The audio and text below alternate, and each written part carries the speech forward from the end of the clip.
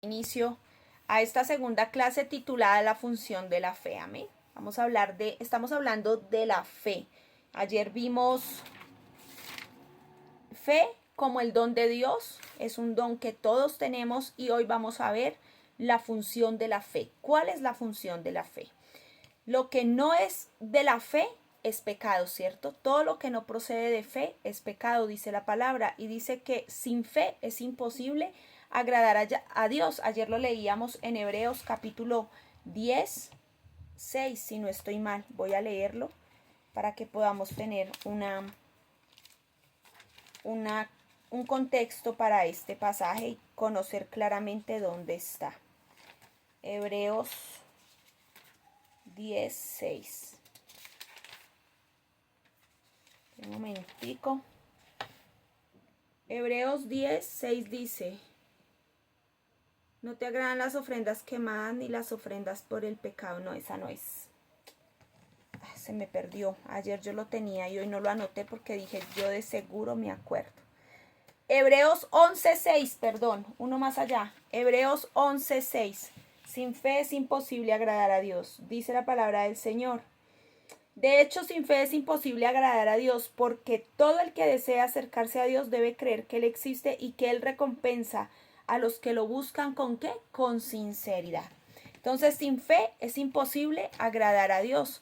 Todo lo que no procede de fe es pecado. Entonces, sin fe estamos totalmente separados de Dios y totalmente separados de los recursos de Dios. ¿Qué hace que nosotros estemos cerca de Dios? La fe. La fe que nos lleva a entender el propósito, la fe que nos lleva a creer en lo imposible, la fe que hace cosas que nosotros no imaginamos y que ni siquiera están en nuestro alcance. Amén. Yo no sé si usted ha tenido momentos donde alguien le ha dicho por medio del mover profético o en medio de un tiempo poderoso de palabra o en un tiempo de oración, usted ha sentido en su espíritu que aún cosas que usted ni se imagina son las que Dios va a hacer por usted. Y usted dice, wow, Dios me ha prometido hacer muchas cosas por mí que yo ni me imagino que va a hacer. Y nosotros generalmente divagamos en este pensamiento porque lo que nosotros pensamos aquí es tan diminuto y lo que Dios piensa para nosotros es tan grande y tan ostentoso que nosotros no lo alcanzamos a imaginar. Amén.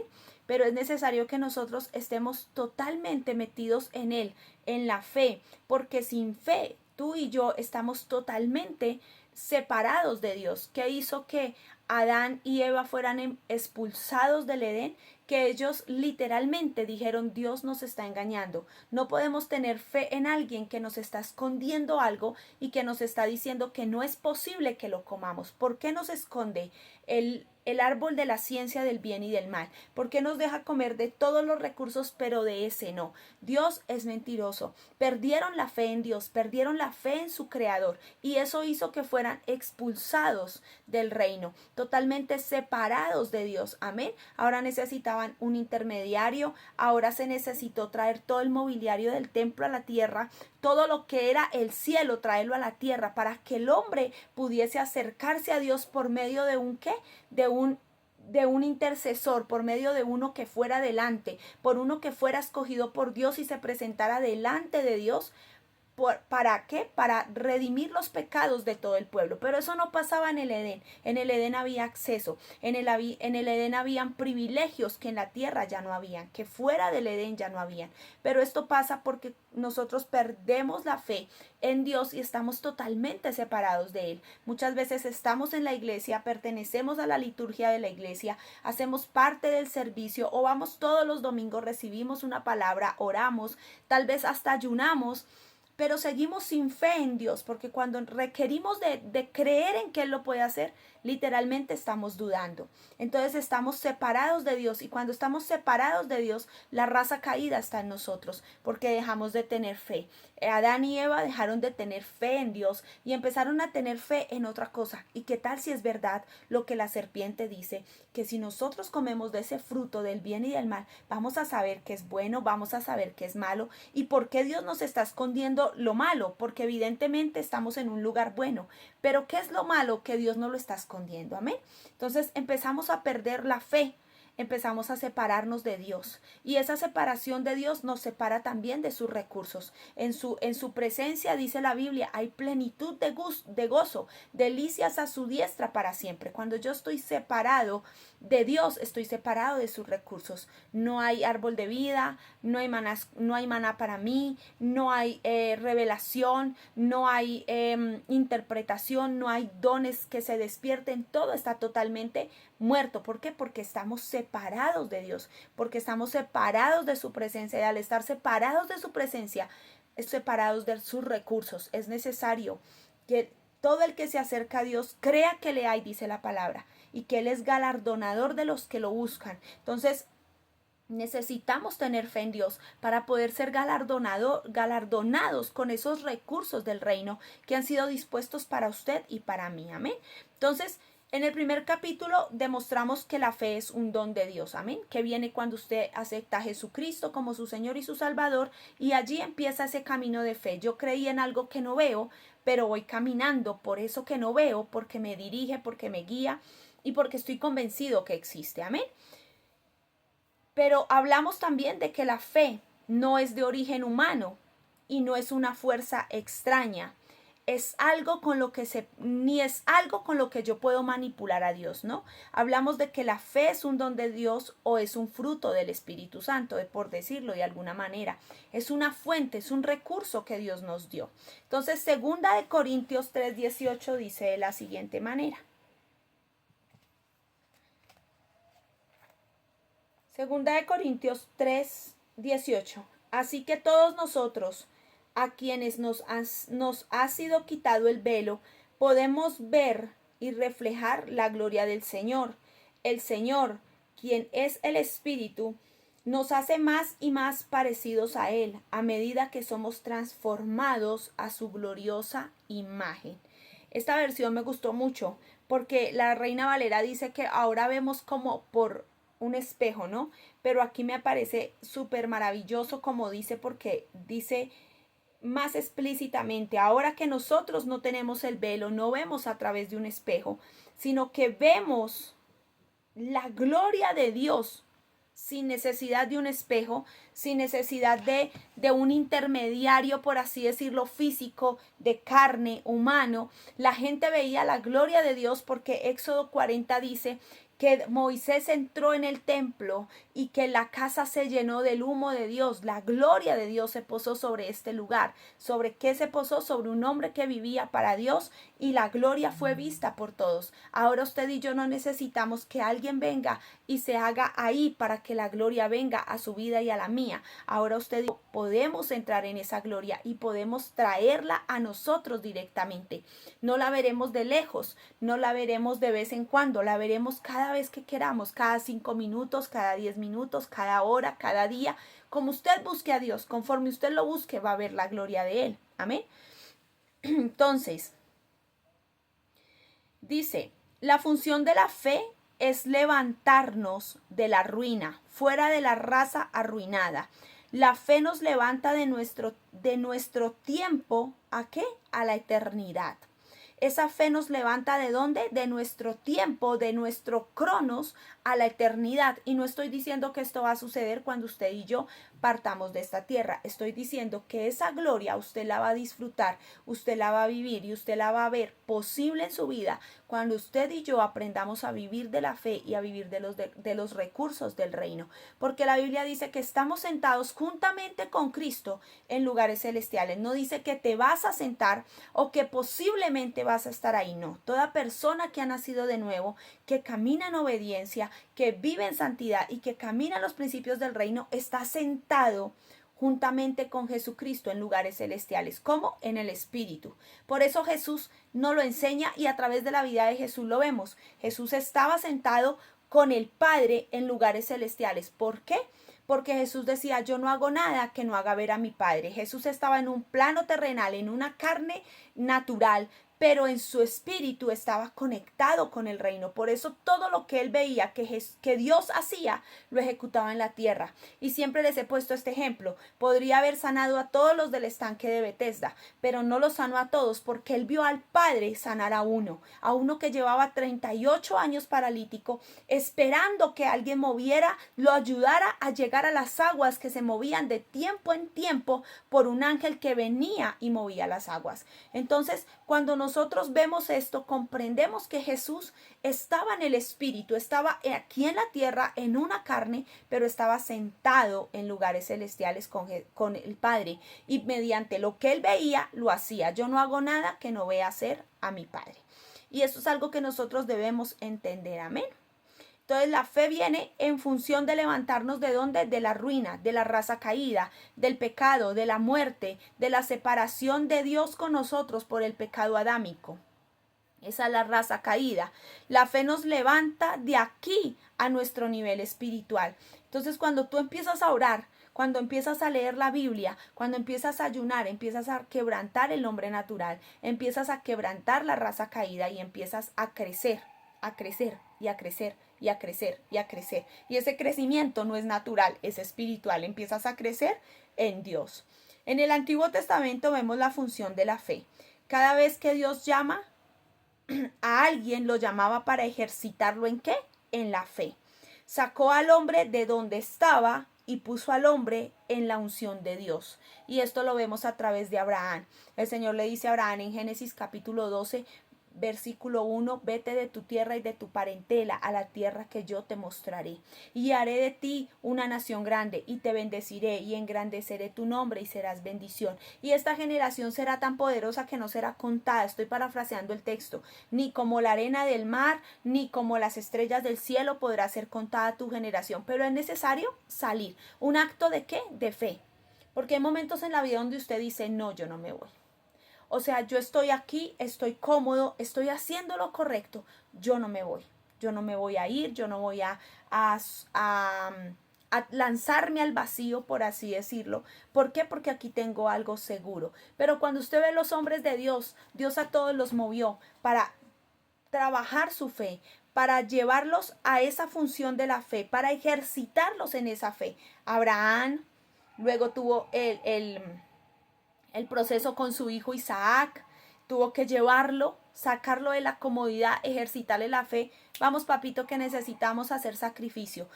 Dicen los estudiosos, los que estudian las profundidades de la Biblia, que Isaac no tenía 7 años. O sea, Isaac no era un niño que pudiese ser engañado como un niño de 7, 10 años que usted le dice, vamos, me acompaña allí. Y el niño dice, bueno, y no sabe para dónde va. No, dice que tenía 30 años.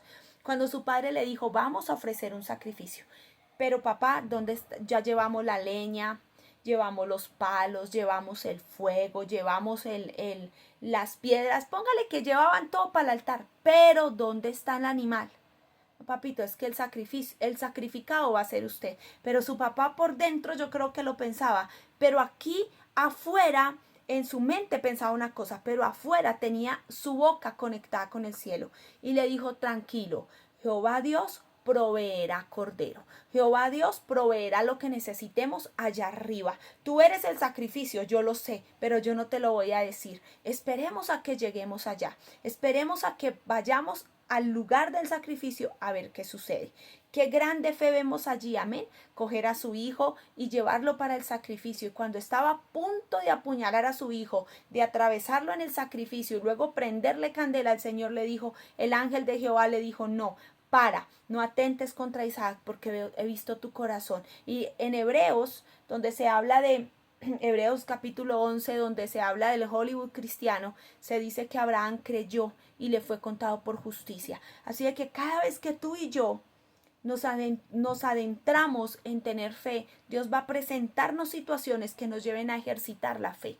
Es como la paciencia. Uno le dice a Dios, Señor, dame paciencia. No le pidamos paciencia a Dios. Pidámosle sabiduría para actuar, porque siempre vamos a tener que estar ejercitando la paciencia. La paciencia, el amor, el gozo. Hay gente que es bondadosa porque sí, eso le fluye, pero hay gente que no le es fácil amar, hay gente que no le es fácil estar alegre, gozoso todo el tiempo porque su vida está llena de situaciones, porque aquí, porque allí, y va a tener que estar ejercitando algunos de los dones y algunas de las cosas que Dios ha puesto en nosotros. La paciencia es algo que se ejercita todos los días y que no se deja de ejercitar. No es que, uy, yo ya hoy me levanté súper paciente. No, todas las veces usted va a estar expuesto a tener que ejercitar la paciencia. Y la paciencia se ejercita como siendo sabios en momentos de presión. Amén. Y eso es algo que yo he tenido que hacer y que todavía aún me cuesta y sigo trabajando. Amén. El aprender a ser paciente. Y así vemos a muchos hombres de la Biblia. Vemos a un Daniel, vemos a 3 amigos de Daniel entrar en un proceso de impaciencia y de falta de fe, podría decirse, porque no cualquiera deja que lo metan y hagan con él lo que quieran. Pero siempre había ¿qué? Fe. Vemos la fe de Débora, que dijo, esta batalla no será de hombre, la gloria se la llevará una mujer. ¿Qué hay ahí? Fe. ¿Qué tuvo que hacer? Pararse, ejercitar la fe, ir al lugar, declarar proféticamente, creer que algo iba a suceder. Pero es necesario que nosotros podamos activar la fe. Y la fe se activa cuando Dios nos lleva a ejercitarla en el campo de batalla. Amén. Esto es como cuando usted aprende estudia alguna carrera, llámese arquitectura, medicina, ingeniería. El momento en el que usted va a demostrar que sabes, cuando lo llevan a ejercitar lo que usted aprendió en el aula de clase. Allí es donde usted va a mostrar que sus conocimientos, que lo que usted hizo allá en el salón, lo puede hacer aquí y le va a ir bien. Amén. Entonces, esa fe se ejercita ¿cómo? En el trabajo, en el movimiento de Dios, en el movimiento del Señor. Ahí es donde se ejercita la fe. Yo ayer les hablaba de la fe y les hablaba de Noé. No hubo ni habrá nadie más loco que Noé.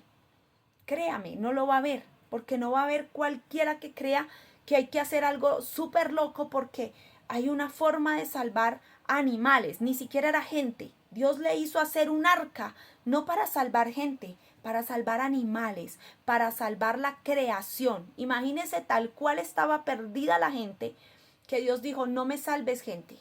Anuncia y cuando estés construyendo el arca, diles, va a haber un diluvio. Nadie creyó. Y el Señor dijo, rescátame los animales, súbeme una pareja de cada especie, móntese usted, móntese su familia, móntese sus nueras, móntese en sus hijos en esa arca y yo mismo la voy a cerrar. Pero ¿qué tuvo que tener Noé?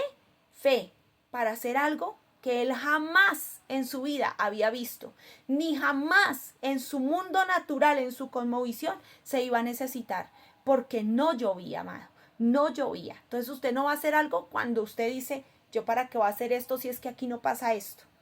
Pero cuando usted y yo nos adentramos en la fe y creemos a Dios, entonces empezamos a ejercitar la fe, construimos arcas, caminamos por donde nadie camina, nos metemos donde nadie se mete y nadamos donde nadie nada, porque estamos seguros que Dios nos va a sacar al otro lado en victoria. Amén. Y así encontramos muchos ejemplos en el Antiguo Testamento. Abraham tuvo una promesa. ¿Un qué? Un pueblo celestial. Cuando Dios llamó a Abraham, lo llamó a ejercitar la fe. Esto ya se los había dicho. Y hasta el día de hoy se siguen contando y se siguen poniendo en el libro los nombres de aquellos que han de ser salvos por la fe que tuvo Abraham. Porque ¿sabe qué es lo más tremendo? Y yo se los he dicho cuando predico, que Abraham no salió del pueblo de Israel. Abraham no era un judío promedio, Abraham no era un hebreo, Abraham era un babilónico, Abraham estaba en Ur de los Caldeos cuando Dios los llamó. Y la palabra de Ur de los Caldeos y la conexión con los gentiles y la salvación para los gentiles no se marca en el Nuevo Testamento. La salvación para los gentiles se ve reflejada desde Abraham, para que usted me entienda lo que le quiero decir. Desde Abraham Dios muestra y Dios promete una generación, una genealogía, una familia que no podrá ser contada como la arena del mar, ni como las estrellas del cielo.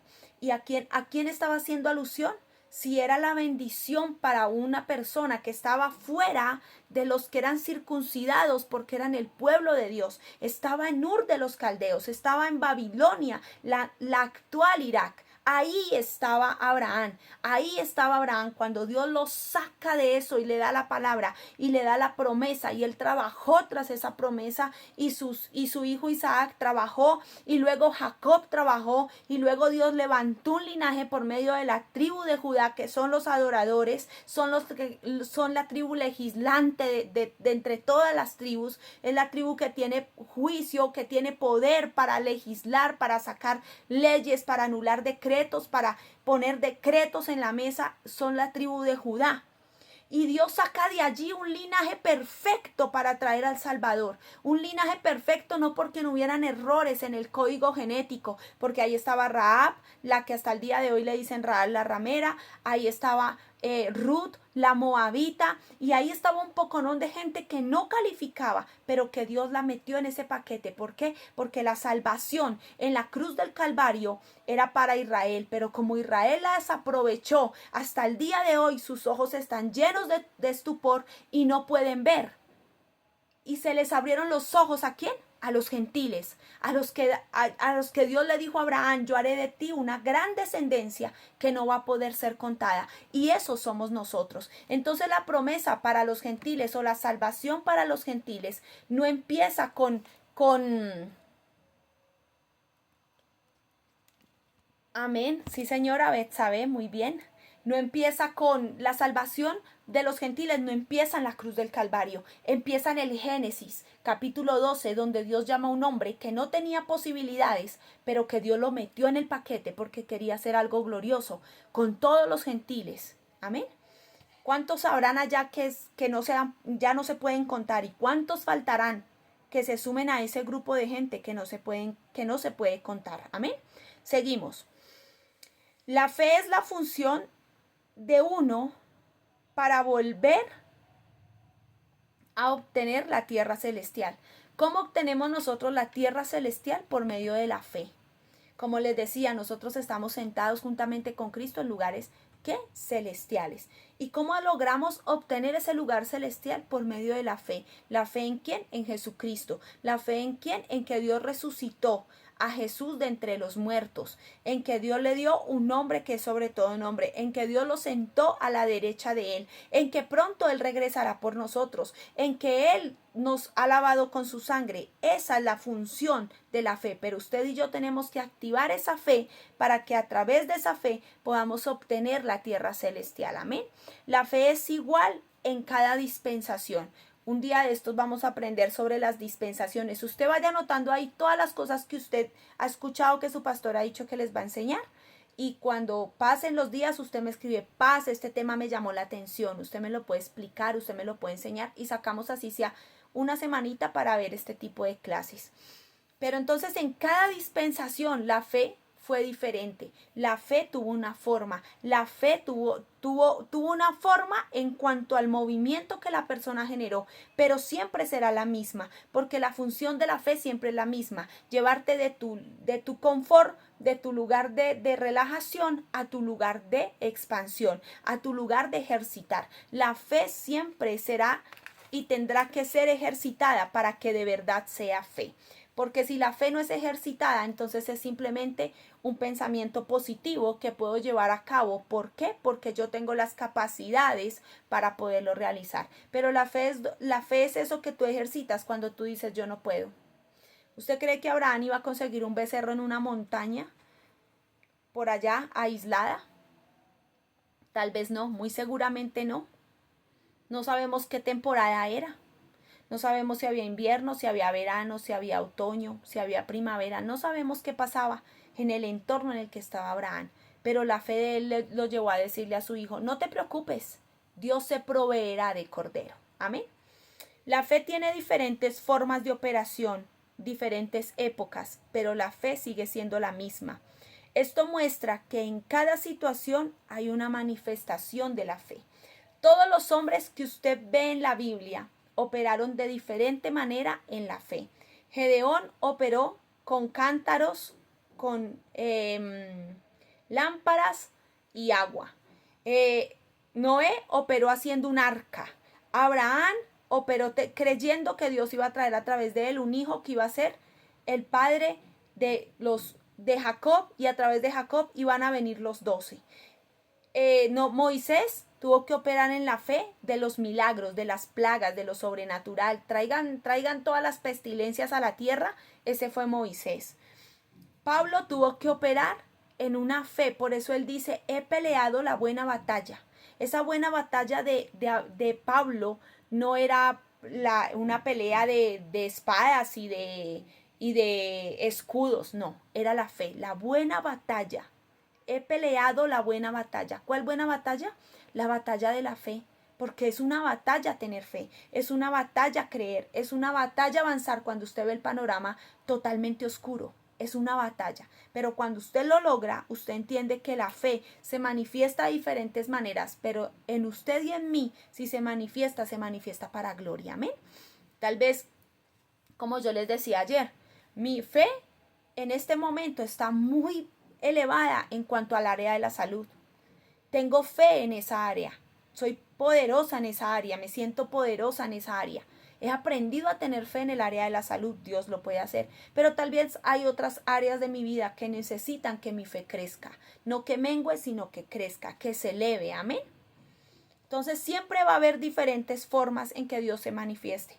Pero Dios siempre va a traer esa manifestación de fe a nosotros y ella siempre va a ser la misma. La fe tiene un mismo efecto a través de la historia. Combate contra ese algo que no es del cielo. Amén. La fe siempre ha combatido contra ¿qué? Contra lo que no es del cielo. ¿Y qué no es del cielo? La carne. El espíritu le pertenece a Dios. El alma tiene dos opciones. O va al cielo o va al infierno. No hay más. Pero la carne no es del cielo. La carne es de esta tierra. El único que fue en carne, los únicos que han ido en carne al cielo, y eso se llama se me olvida la palabra ahorita. Yo lo tengo anotado porque eso lo enseñamos yo lo enseñé por ahí cuando el Bimá de Cristo, el tribunal de Cristo, pero no me acuerdo la palabra. Espinauaje, algo así se llama, es una palabra griega que significa ser trasladado y transfigurado de una dimensión a otra. Elías, Enoc y Moisés. Y digo Moisés porque el cuerpo de Moisés nunca se encontró.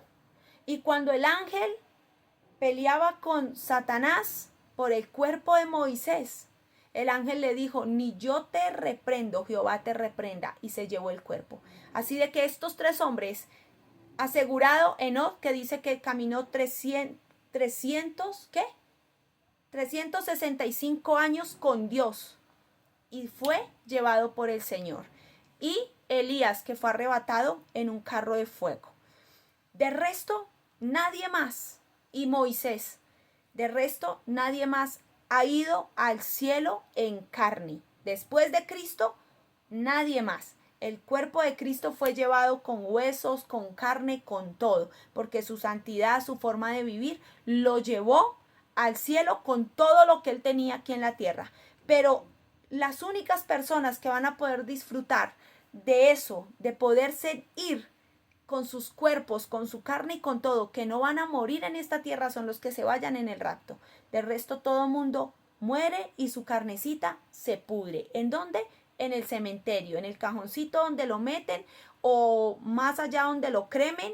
Sus cenicitas serán botadas por ahí en cualquier lado y ojalá así sean las cenicitas de la persona, porque uno nunca sabe. Amén. Entonces los únicos que han podido tener esa gloria de ir en sus cuerpos glorificados han sido estos hombres que yo les mencioné ahorita. Pero de lo contrario, la fe está batallando contra eso que no es del cielo, que es ¿qué? La carne. La carne. Y esa carne no nos deja ir al cielo. Esa carne nos impide vivir en santidad. Esa carne nos hace ser pecadores. Esa carne nos hace ser malos muchas veces. Por eso necesariamente todos los días tenemos que llevarnos a la disciplina de crucificarnos y de decir, con Cristo estoy juntamente crucificado, ya no vivo yo, mas Cristo vive en mí. Seguimos. Mire, para algunos en el pasado, algunos en la Biblia, algunos antepasados llamaron a la fe orar hasta alcanzar a Dios. Y Jesús lo llamó fe, valga la redundancia. Muchos oraron hasta que alcanzaron a Dios. Muchos creyeron hasta que alcanzaron a Dios. Muchos abandonaron sus vidas hasta que alcanzaron a Dios. Esther ayunó hasta que alcanzó el favor de Dios para alcanzar el favor del rey Asuero en aquel momento. ¿Qué es lo que nosotros tenemos que decir? Ya Jesús no le llamó hasta alcanzar a Dios, Jesús le llamó fe. Busca la fe hasta alcanzar a Dios, busca la fe hasta tocar el trono, busca la fe hasta tener respuesta. Lucas 18 nos cuenta la historia de una viuda que fue a un juez. ¿A un juez qué? Injusto. Ella no fue donde alguien justo, fue donde un juez injusto. Y le rogó que le hiciera justicia ¿de quién? De su adversario.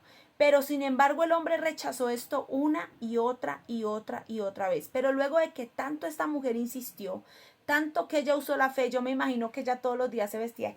Hoy sí este me va a escuchar.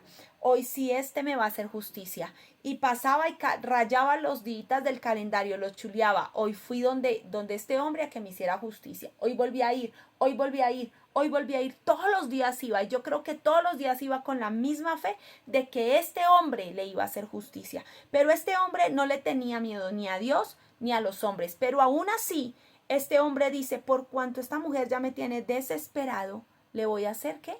Justicia. ¿Le voy a hacer qué? Justicia. ¿Qué fue lo que Dios hizo y usó para que este hombre le hiciera justicia a esta mujer? La fe, la persistencia, el decir yo voy hoy, yo voy mañana, yo voy pasado mañana. Cada vez que yo tenga que ir, yo voy a ir. ¿Hasta que qué? Hasta que este hombre me haga justicia. Y Jesús les dice, cuando termina de hablarles de esta parábola, más nuestro Padre les responderá a aquellos que le claman. Más aún, Dios, mi Padre, les va a responder a ustedes cuando le clamen. Más aún, Dios los ama a ustedes. Si este hombre, siendo malo y no quería hacer justicia a la mujer, terminó haciéndole justicia, ¿cuánto más Dios no les va a hacer justicia a ustedes si ustedes le claman? De día y de noche, dice la palabra, de día y de noche. Lucas 18:8. Así que Jesús igualó la fe real con la habilidad de persistir. Amén. Jesús puso en un mismo rango la fe y la persistencia.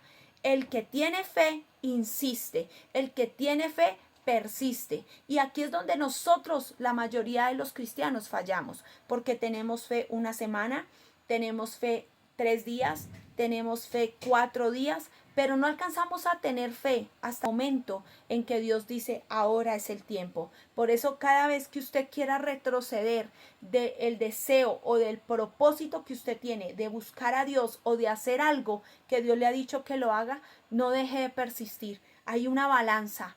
Hay una balanza donde la fe y la persistencia tienen el mismo valor, están en el mismo nivel, porque el que usted ore, el que usted persista va a hacer que las cosas sucedan. Amén.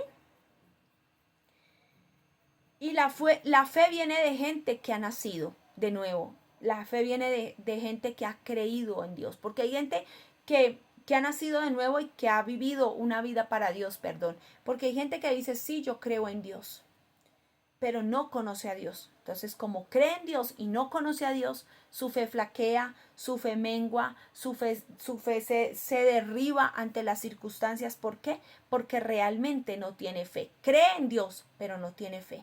Y así hay muchos, incluso dentro de las congregaciones. Creen en Dios, pero no tienen fe. Porque cuando viene la circunstancia, se bajonean, se deprimen, se aburren, se abruman, se frustran. Y esa no es la forma en la que uno que ha nacido de nuevo se maneja cuando debe de tomar decisiones. Amén. Seguimos. Esta fe vamos a hablar de los discípulos. La fe falló en las manos de los apóstoles, de los discípulos, en el capítulo 17 del libro de Mateo y en el capítulo 9 del libro de Marcos. Eso se los dejo para que usted los lea.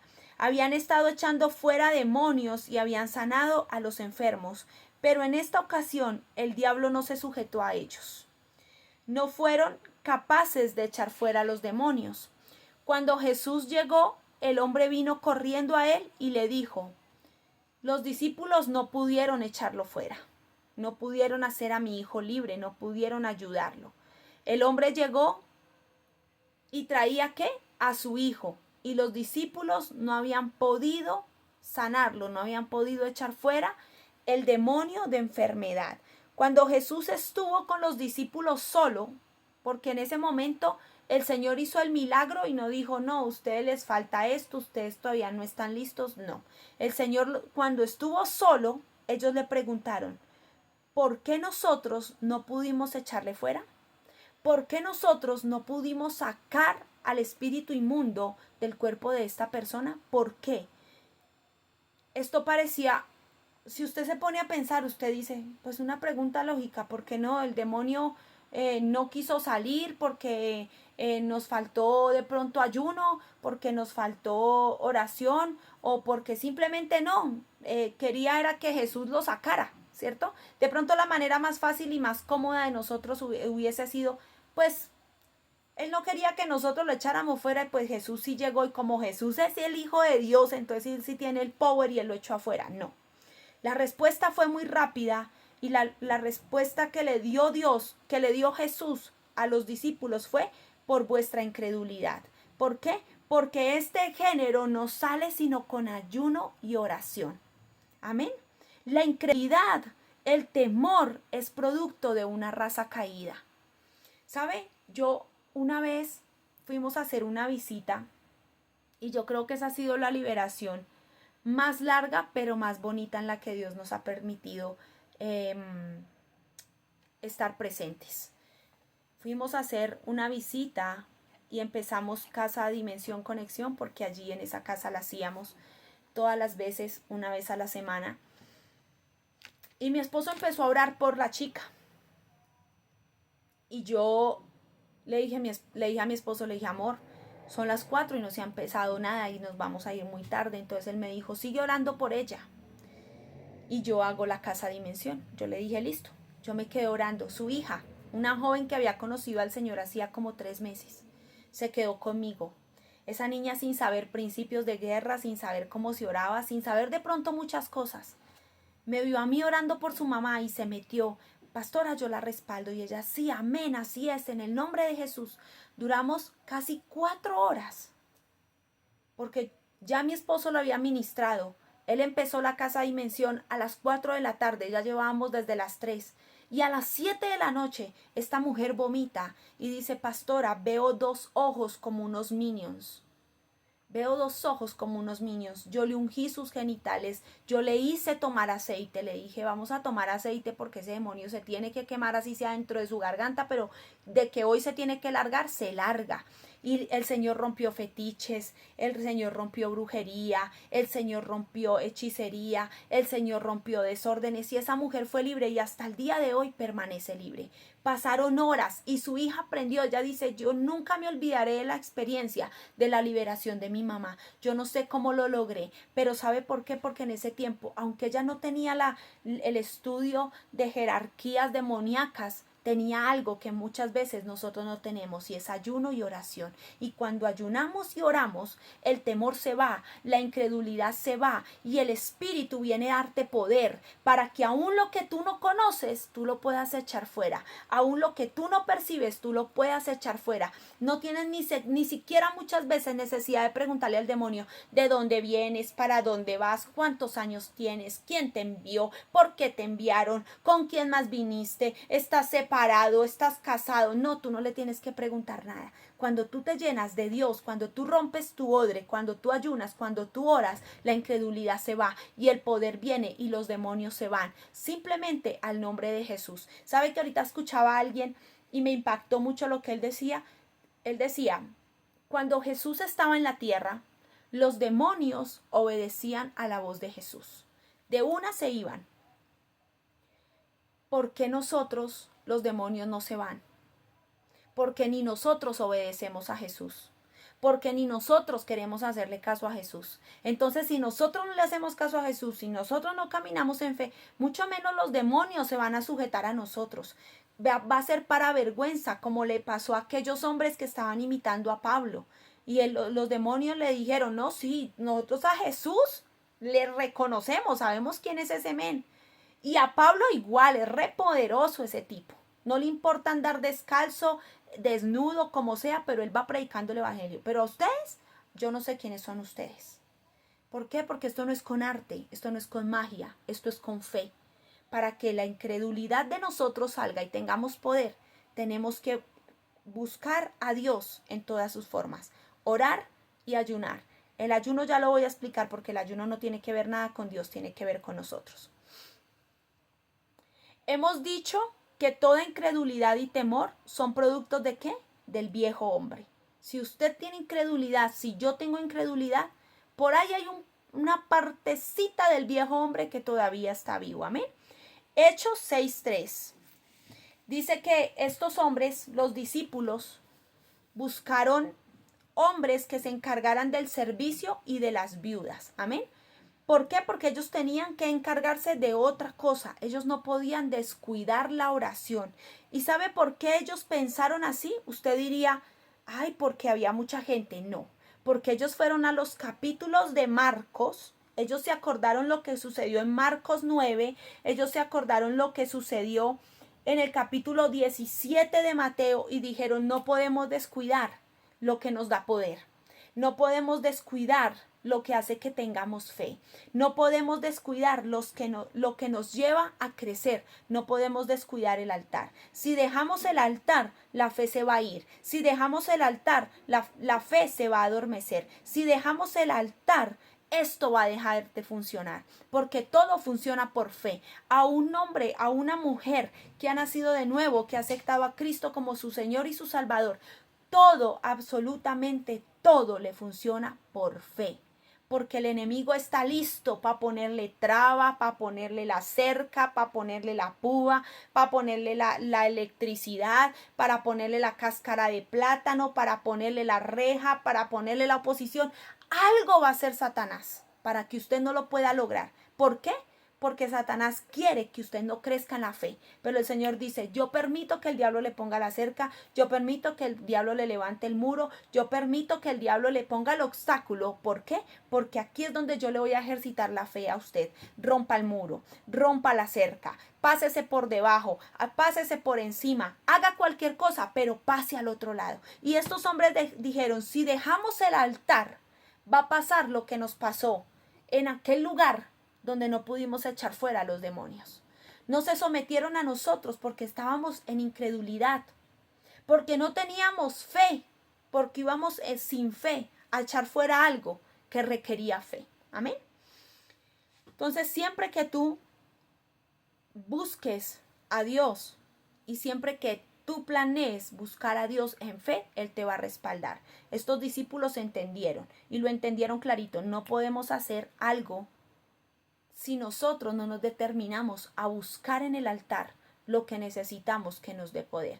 ¿Por qué recibieron poder? Porque estuvieron no sé cuántos días allá en el aposento alto, esperando que viniera la gloria, esperando que viniera el poder. ¿Qué los hizo quedarse ahí? ¿Una expectativa? No, era fe. Era fe en que ellos habían visto a Jesús hacer milagros. Era fe de que ellos habían visto a Jesús resucitado. Era fe que ellos habían escuchado que Él iba a volver. Era fe, amado. Lo que los hizo estar allí esperando por algo era fe. Y cuando tú decides pararte del lugar de la fe, nada te va a detener y todo se va a derramar. Amén. La incredulidad está por ahí en el viejo hombre. El ayuno trata con esa cosa llamada carne. Isaías 58. Ahí dice todo lo que es el ayuno. El ayuno no es para que Dios nos dé el trabajo. El ayuno no es para que Dios nos traiga un mercado a la casa. El ayuno no es para que el esposo cambie. El ayuno no es para que la esposa cambie. El ayuno es para quebrantar la carne. Amén. y acto ayuno que nos falta, porque cuando ayunamos somos otra cosa totalmente diferente. Entonces el ayuno no tiene que ver con Dios, el ayuno tiene que ver contigo y con tu carne. Cuando Dios ve muerta tu carne, empieza a derramar el espíritu, empieza a darte espíritu, empieza a manejar contigo muchas otras cosas. Niveles de gloria, niveles de unción vienen cuando ayunamos. Yo no sé si a usted le ha pasado. Yo me hice un ayuno hace un tiempo, el año pasado exactamente, y logré estar 5 días de ayuno. Para mí fue un reto, 6 días prácticamente, porque empecé el domingo en la noche, estuve lunes, martes, miércoles, jueves, viernes y sábado hasta la medianoche en ayuno. Y para mí fue una total victoria, ¿sabe? Yo me sentía débil, la ropa me quedaba grandecita, pero mi espíritu estaba en otra condición, estaba en otro nivel, estaba revolucionado. ¿Por qué? Porque mi carne había muerto, porque mi carne había menguado. ¿Cuánta falta nos hace el ayuno? Porque el ayuno nos lleva a estándares mayores en el espíritu. Amén. Cuando permitimos que la incredulidad de la carne nos traiga al lugar donde solamente operamos religiosamente, sin esa fe, y si esa fe no está viva, entonces vamos a operar con una religiosidad y no con una fe. Cuando nosotros permitimos que la incredulidad que está en la carne nos saque de ese ambiente espiritual, empezamos a operar ¿cómo? Por religiosidad. Por solo religiosidad. Ponemos la casa llena de versículos y mejor dicho, pero en realidad no tenemos nada, no estamos haciendo nada, no estamos viviendo nada, estamos viviendo una sequedad, amén, porque la incredulidad lo seca todo. La incredulidad no permite que opere la gloria de Dios. Y los discípulos lo experimentaron y en el libro de los Hechos lo pusieron en práctica. Vamos a llamar gente que se haga cargo de las viudas, que se haga cargo de las mesas, porque no podemos descuidar el altar, no podemos descuidar lo que nos hace ser poderosos en esta tierra. Amén. Sigo. Ezequiel vio un río fluyendo del lado sur del altar, saliendo del templo, hacia afuera. Nunca deja el altar, porque el altar tenía que tratar con todo aquello que estaba en quién, en Ezequiel. Ezequiel tuvo la visión del río, el río fluía desde el altar y al primer momento lo pudo pasar como relajado. El agua le llegaba a los tobillos, entonces él caminó, pasó al otro lado. Y luego el Señor vuelve y le dice, pásate ahora, y el agua le llega hasta dónde, hasta los lomos. Luego le llega hasta aquí, hasta los hombros. Pero luego no podía, dice que el río era tan poderoso que no podía pasar sino solamente nadando. Y ahí cuando nosotros nadamos en el espíritu es que la carne se muere.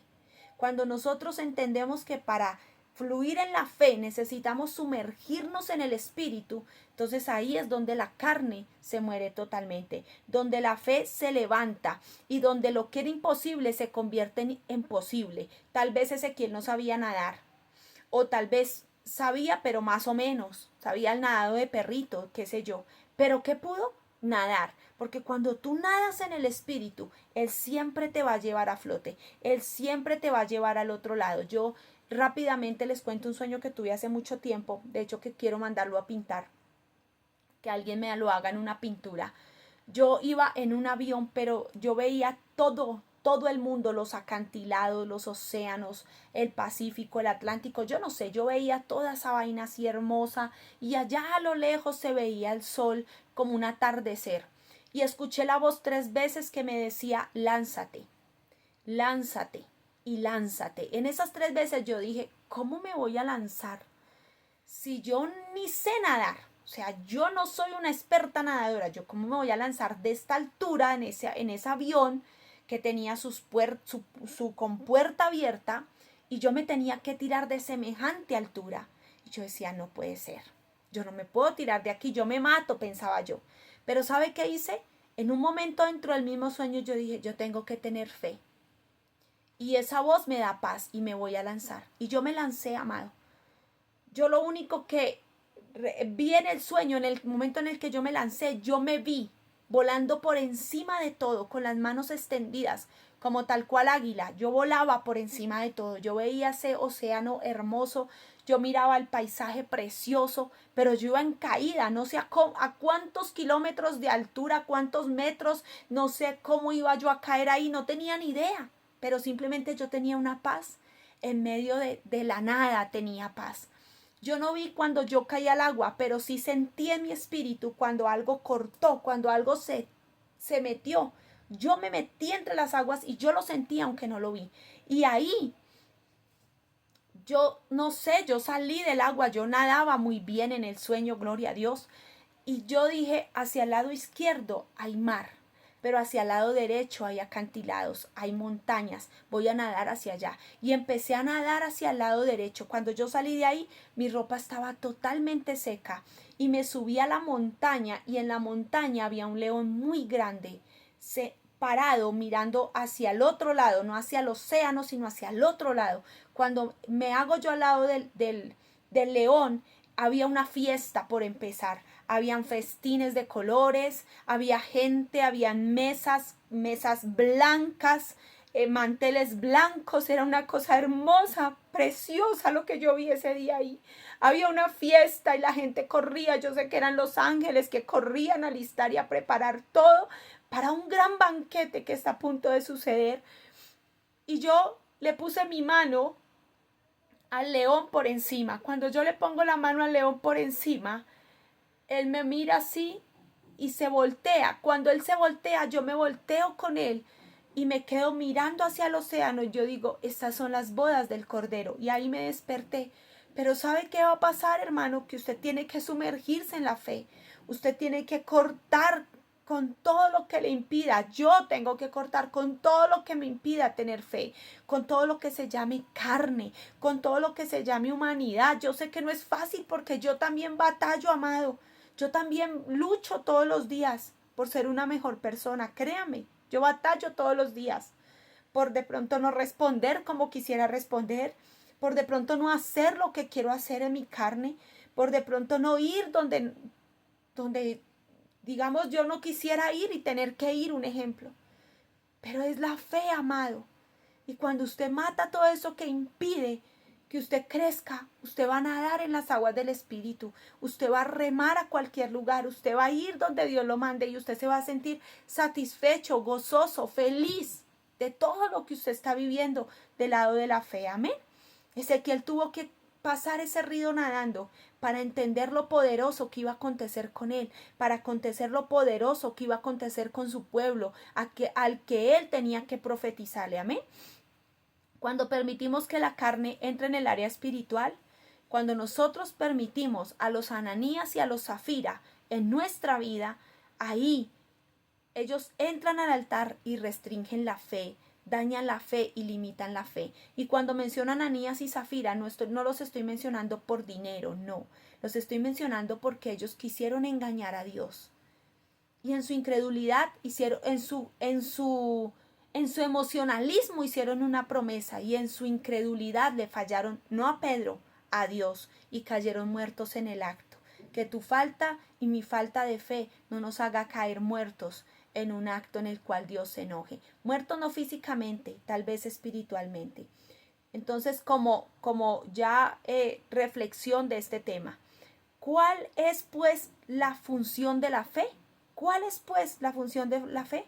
Levantarnos de la ruina, de la raza caída y ponernos en el lugar celestial, en el lugar donde estamos sentados juntamente con Cristo. Esa es la función de la fe. La función de la fe no es para doblarle el brazo a Dios, porque como yo tengo fe, le doblo el brazo a Dios y Dios tiene que hacer lo que yo le digo. No, la función de la fe es sacarnos del estado de ruina al estado de victoria, del estado de miseria al estado de plenitud, del estado de pobreza al estado de riqueza. Y todo esto lo hablo en el nivel espiritual, no lo hablo en lo económico.